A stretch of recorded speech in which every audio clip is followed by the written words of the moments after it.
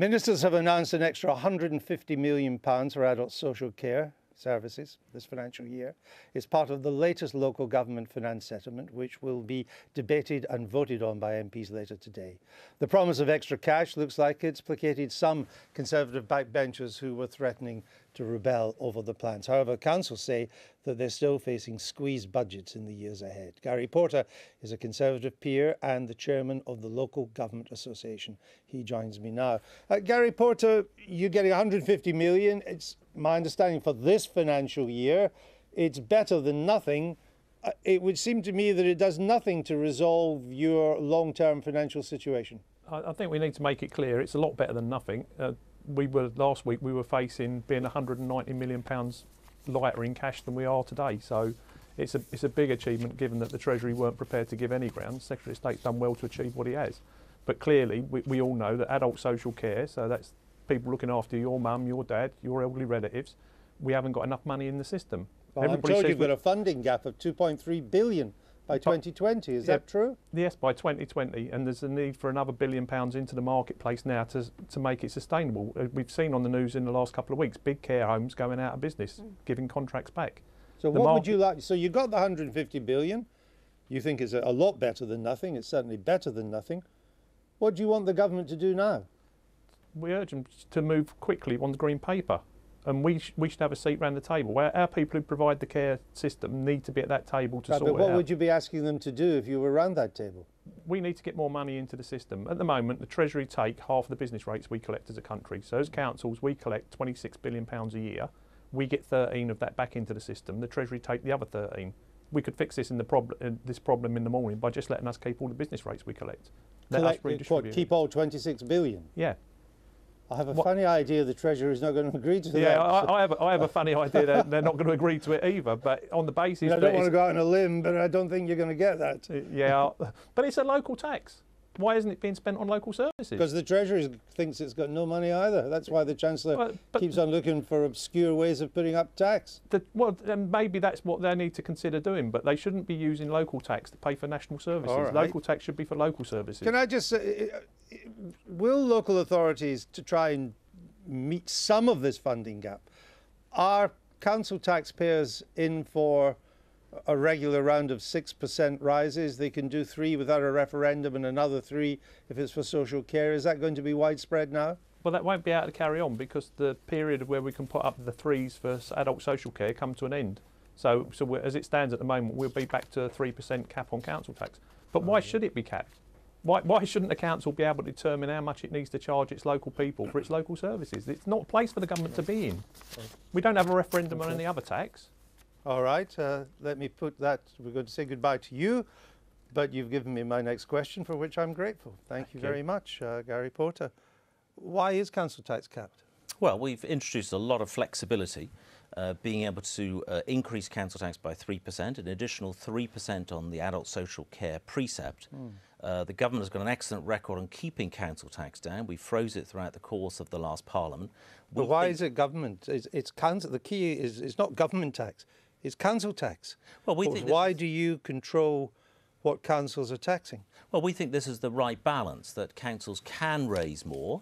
If they wanted to raise more than that, they go to a local referendum. If they wanted to raise by more than 6%, which is well more than the rate of inflation, they'd have to go to a local referendum. Well, more than 3% unless they want more money to be earmarked for social care. Yeah, well, so it's more than 3% they have to go to a referendum. Yeah, correct. But there's on top of that, there's the 3% adult social care precept as well. So they'd have to go to a local referendum if they went in excess of 6%. What do you say? I mean, he's a Conservative. Yeah, I know Gary well. What do you say? He's a very good demand that he just local government. He needs more money. Their councils need more money. That is why we provided more money, Andrew. He's got a £2.4 billion spending gap. Again, these are the Tories saying that, not Labour. We've just announced a big increase. We provided £200 billion for local government over the course of these 5 years.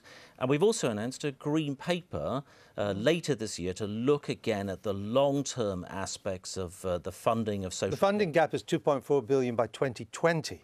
In the long term, a lot of people under social care will be dead, as Keynes once said. In the long term, we're all dead. This is a social funding gap now. what is to be done? We recognise the degree of the problem and the size of the problem, and that is why we're looking afresh with the Green Paper. But we did provide £2 billion. But that's for the long term. Can I just say what we have provided, Andrew? We did provide £2 billion in the budget last year, an additional £150 million today. Over how many years was the £2 billion? That is over a course of 2 years, and of course the remainder of the spending review. And now we're looking at the longer term aspects in a correct way, in consultation with local government, with the sector. How would Labour plug this spending gap? Well, we wouldn't even just be throwing sticking plasters at a problem. Fundamentally, we know that the 40% cut, which has now fallen across all local authorities, has had devastating impact, not just on adult services, but also on children's services as well. We know that, but my question was how. We know the problem, that's why we're discussing it. My question to you is, how would you fill the gap? Well, we certainly wouldn't be making the scale of the cuts from central government to local authorities to hollow out local government. So it actually is quite dysfunctional. If we think about social care, the crisis there, not only is the Green Paper incredibly delayed, 8 years delayed, but also we have had that situation where we have a 6.3 billion deficit. We know in all adult this. social This is all care. history. What I'm asking well, it isn't. you... It's the present, and it's a very serious issue The lack indeed. of funding for social care from central government goes back almost to 2010. But it has been what I'm asking cut you by the is, government as how well. would you resolve it? How? Because the government, other than the 150 million and the 2 billion is given before, which still leaves this gap I was talking to Gary Porter about, it looks to me, is not going to fill it. Well, so how would you fill it? The gap is growing as well, we must remember, because obviously the government are withdrawing the revenue support grant to local authorities. And therefore we wouldn't be going down the action of taking the money off local authorities who are providing crucial services to our communities. I know, but even without... Well, that's how we would address it. No. Even without further cuts, the cuts that have already taken place, that you would inherit if you come into power, leave a substantial funding gap.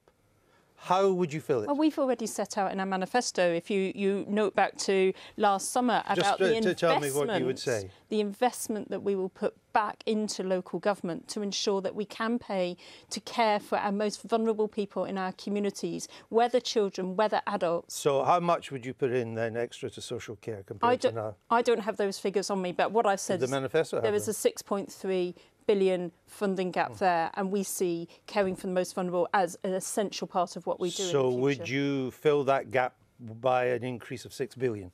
Well, we will fill that gap. We've already made commitment to start addressing those issues. But as you have highlighted, would you fill the gap? I didn't have the figures on me. I already would you fill the gap to you. If we're agreed there's been a 6 billion gap has developed, as a figure we've used on this programme many times before, would you fill that 6 billion gap? Well, I apologise to you to say that I didn't have the figures on me on the amount we're putting into social care, but we will address the issue and make sure our most vulnerable are cared for. We'll leave it there. Thank you. Now we hear the Prime Minister of Canada, Justin Trudeau, has been taking a bit of flack recently after he interrupted a young woman who used the word mankind. Mankind. He says we should all be using the word peoplekind instead, as it's more inclusive. Now, we here at the Daily Politics have some sympathy with Mr. Trudeau, as we like to think of ourselves as an inclusive sort of show. And what could be more inclusive than the humble Daily Politics mug